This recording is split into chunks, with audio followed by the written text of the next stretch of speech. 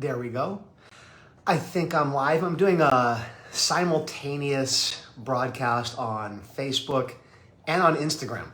So if I look away at different cameras every once in a while, Facebook, you're right there, and Instagram, you're right here. So anyway, when I'm with my amazing woman, Christina, I always like to make sure that I simultaneously broadcast on both. And so I'm borrowing her phone for that. Today, we're talking about one of the biggest traps in personal growth and development. We're talking about one of the biggest traps and one of the biggest pitfalls, whatever term you want to use, that deals with personal growth and development. So I'm just gonna let a few people log in before I get rolling. Teresa, good to see you. Really nice. I also saw someone else. Hey, Lance, very cool. I appreciate you being on here, Lance. So good to see you. And who do we got logging in over here? Got a whole bunch of people logging in on Instagram. I think there's more of you on Instagram now than on other platforms. Maybe we'll start doing these like 1 week on Facebook, 1 week on Instagram. I don't know. Next week, I gotta tell you, flying to Italy. Next week, I'm gonna be flying to Italy on June 1st, and gonna be absolutely amazing. So I'm gonna be doing probably one of the future broadcasts from there. I'll have to pre-record it because it's 10 p.m. It's 10 p.m. And I probably won't be doing a Facebook Live at 10 p.m. Probably be at dinner at that time. So Fernando, good to see you, my friend. Absolutely love it. And Jeffrey, man, so glad that you're on here. So let's get rolling. Omu, good to see you from Nigeria. Very cool. Omu was on our virtual prac that we did in Houston a couple of weeks ago. And so grateful that we have the technology, right, Omu? I'm just so grateful that you got to be a part of it. Really cool. And I'm going to be closer to your time zone. I'm going to be a little bit closer to your time zone in the following weeks. So it'll be really cool. All right, let's jump into this. So like I said previously, today I'm going to be talking about one of the biggest pitfalls in personal growth and development. There's a couple. There's actually a couple.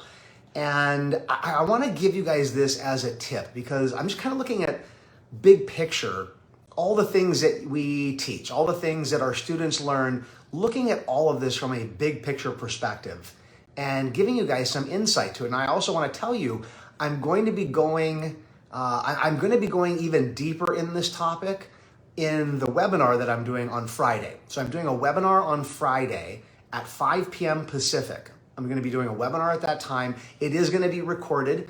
And so that if you're not able to make it for whatever reason, because of time zones and whatnot, and I'm going to be delving even deeper. The title of the webinar is Beyond the Surface of Personal Growth and Development. How do you take these teachings and go deeper with it? Because let's face it, there's two really big traps in personal growth and development. The first one comes more from the teaching side of it, the teaching side of personal growth and development. One of the biggest traps is that you figure out what makes you tick. You figure out what makes you, get results, and you think everybody else on the planet should do exactly what I do.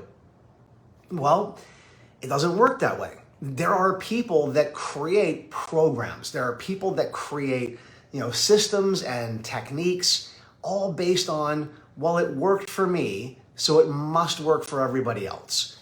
And, if you're a teacher, you got to take a step back and realize everybody has a different body.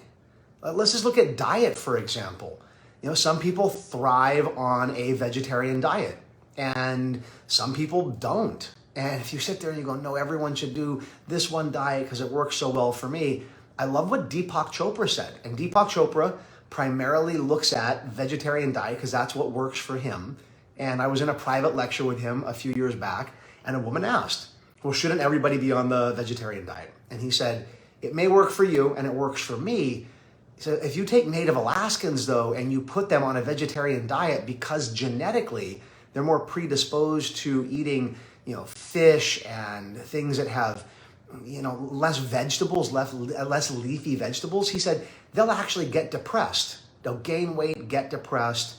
Now I'm talking about diet, and the whole purpose of this Facebook Live and Instagram Live is to talk about personal growth. And I want to use that as an example though. Everybody has a different body. So you got to learn the diet. Well, everybody has a different mind as well. Are there similarities? Of course. There are genetic similarities, there are emotional, there are mental. When I was becoming a doctor of psychology, there are certain facial expressions that are true across cultures, and the facial expressions are driven by emotion. So we do have commonality. However, NLP, Neuro-Linguistic Programming, taught me something at such an early age.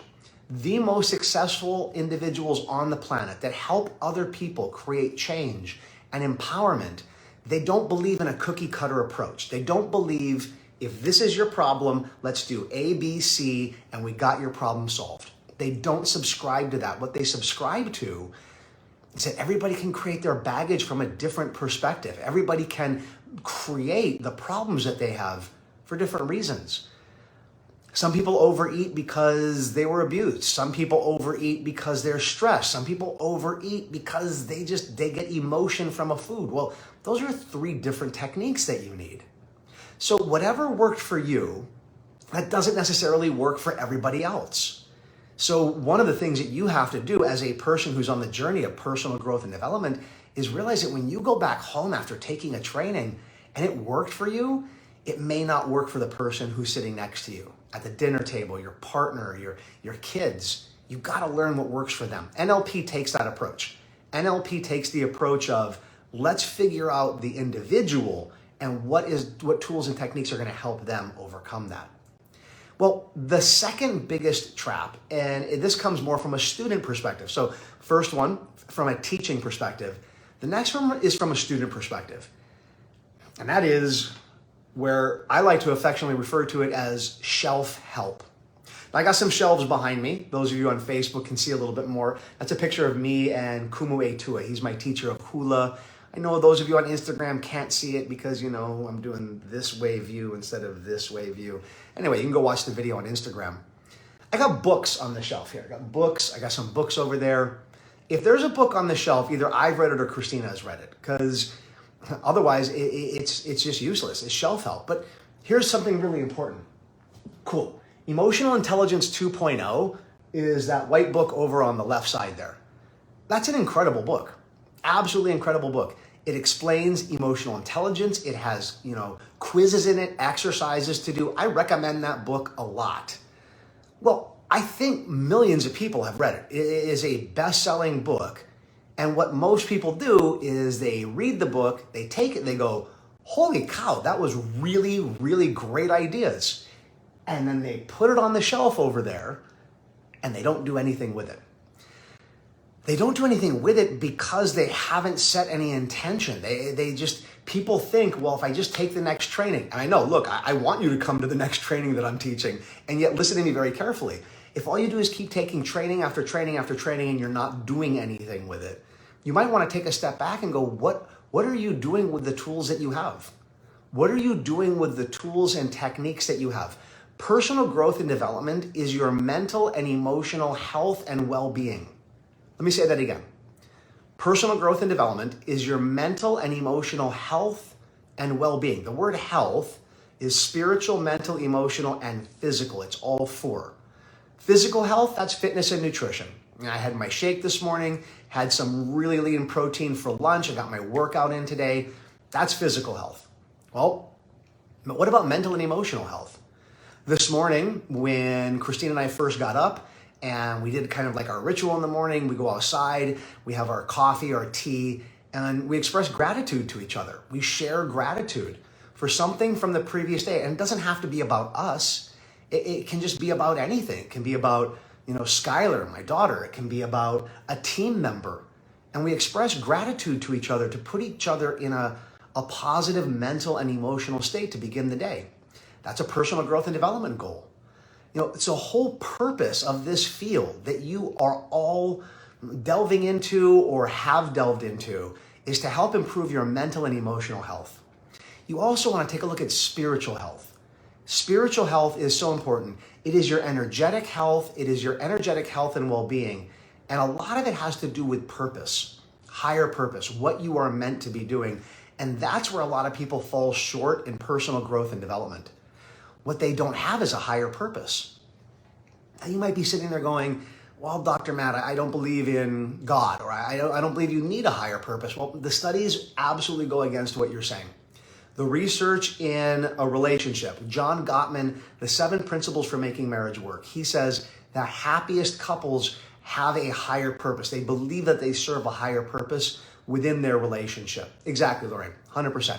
And, when he first published the work, he got some pushback. The psychological community, they don't like to bring in concepts like religion and spirituality. And Gottman just said, look, I'm giving you the data points. I have interviewed thousands of couples. I have observed them and watched them. And one of the major principles for making a marriage or a relationship work is, do you and your partner come together and say, we are serving a higher purpose as a couple? Man, whether that's God, higher self, or you just have something that's bigger than let's go buy a house and let's make sure that we don't live in a stucco house, because I was told by Christina that no one wants to live in, unless of course you're living in a stucco house, in which case I'm totally okay with that. It's a Houston thing. So anyway, she's laughing her ass off right now. Yeah, so do you serve a higher purpose more than just you buying a house, by you getting a car, or creating a nest egg for retirement? You gotta have a higher purpose. Same thing is true in business. People that have longevity in career, people that have an incredible, connection to their career path and what they do for a living, they have a higher purpose. If you listen to original recordings of Bill Gates talking and Steve Jobs, the founder of Microsoft and the founder of Apple, they had a higher purpose. They wanted something bigger. They didn't want to just make money. And I think it was Bill Gates that said he wants to put a computer in everybody's house to give them a higher quality of life. Apple's motto, think differently. They go beyond just, I want to bring in more wealth. They went to this idea of, let's do something bigger than, just putting a computer in someone's house. I want you to think about this, right? So, a couple of things. Number one, let's kind of wrap up here. If you found something that helped you create change, the formula that you used may not be the formula that other people need to use. Everyone's got to find out their own formula. The tools may be similar, like mental and emotional release, super great for letting go of negative emotions. And yet, some people, it may not be letting go of negative emotions, it may be setting goals. Realize that your formula is yours. And NLP teaches you want to help people figure out their own formula. The second thing is, come join me on the webinar on Friday. I'm going to delve deeper into this. I'm going to talk about purpose. I'm going to talk about how do you sit down and figure out what your purpose is. It's not complicated. It's really easy, and I need more than 15 minutes to do it, though. I'm going to need an hour. So we're going to do a webinar on Friday, 5 p.m. Pacific. We're going to delve deeper into this. And I really appreciate you guys joining. Like I shared, I'm going to be heading to Italy. And so probably going to do some of these pre-recorded. I may even have other team members jump in and share their mana'os, share their wisdom on these Facebook and Instagram lives. All right? Thank you all so much. Take care. Aloha. And I'll see you later. Bye-bye.